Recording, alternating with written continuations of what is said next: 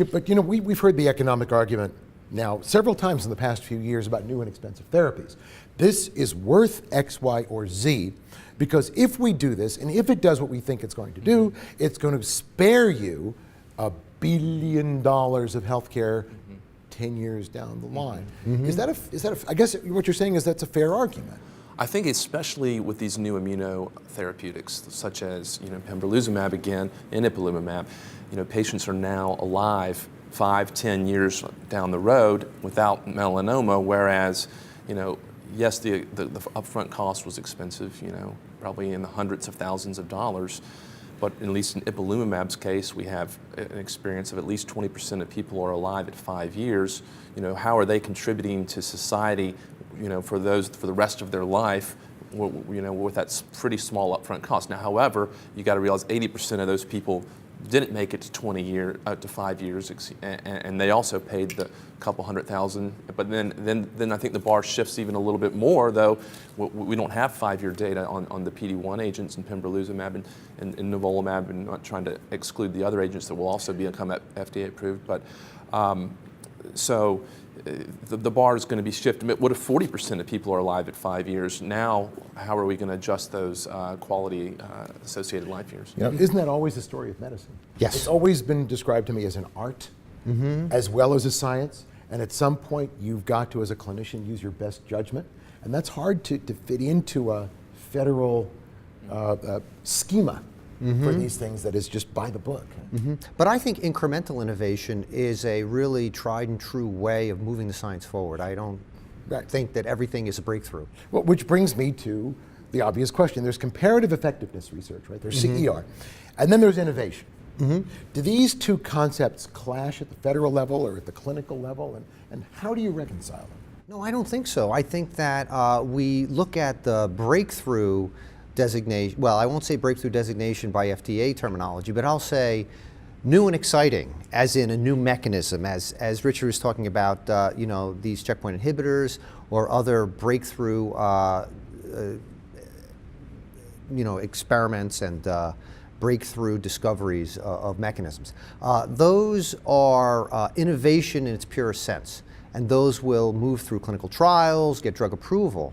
Now, in comparative effectiveness research, we're looking through the rearview mirror. So the clinical trials are prospective with daily real-time data being collected and a control population being defined. Comparative effectiveness research is looking over what's already been done, and then the art there is figuring out who's the population we're looking at. Are we using the people who were treated as their own control pre-post? Are we using a like group to compare to with people getting a drug or therapy, maybe on label or off label? Are we comparing two different groups? And then that has bearing on how we interpret the information. So the two are not inconsistent. They can exist together, but they're different entities when it comes to how you look at the data. If I could interject and add to that, I think the best way to move forward with comparative effectiveness and innovation is probably something that can't ethically be done, because I'll explain why. Pray tell. So I think, let's take for instance the example of this new therapy where we don't know how long to give it, all right? Now, the best way to test that would be to take a group of patients and say, we're going to give it to them for 3 months, 6 months, 9 months, a year. Are you going to enroll in that trial as a patient? Now, in a mouse study, it's great. We can give it 3, 6, 9, 12, not have any problems. But in giving it, what patient's going to enroll in a study that's trying to find that perfect balance of efficacy and value? And I think that's one of the challenges. When you said comparative effectiveness is retrospective, and it is. If we can figure out a way to do it prospectively, and I don't know how to do it, I think that would help. Well, look, if I'm a patient, I'll play the patient. I'm sitting across from you, and you're going to tell me, I want to try this new wonderful drug. I think it's the right drug for you. Okay? You give it to me for 6 months, 3 months. My tumor melts away. And you say, okay, we've reached the cost effectiveness point. I'm the patient. I'm going to say, your cost, my effectiveness. Give me the drug. How do you deal with that argument? That's right. That's a powerful argument.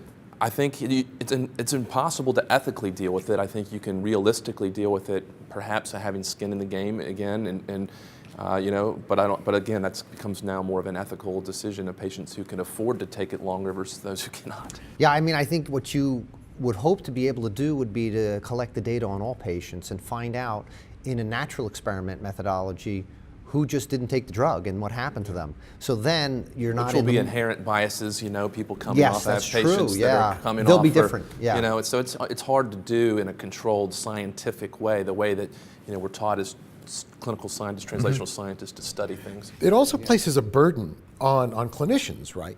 Not all of them are going to be at major medical centers. Not all of them are going to be clinicians who are part of a big research group, but all of them are going to have patients. Right. All of them are going to be tempted, appropriately perhaps, to use these therapies. They've got to keep very meticulous records. Yeah. And it's 7 minutes per patient. Good luck. Right.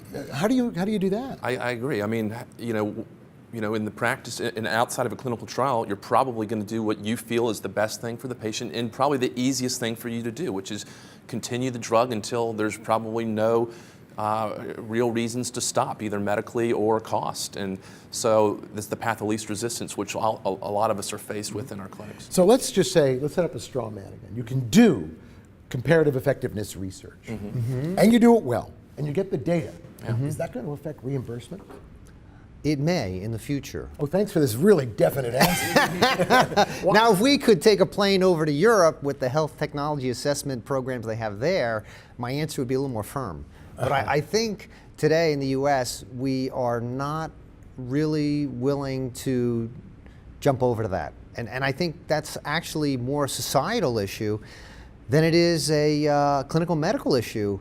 If you think about all the legislation that's occurred in the past 15, 20 years, the impetus for that has been economics.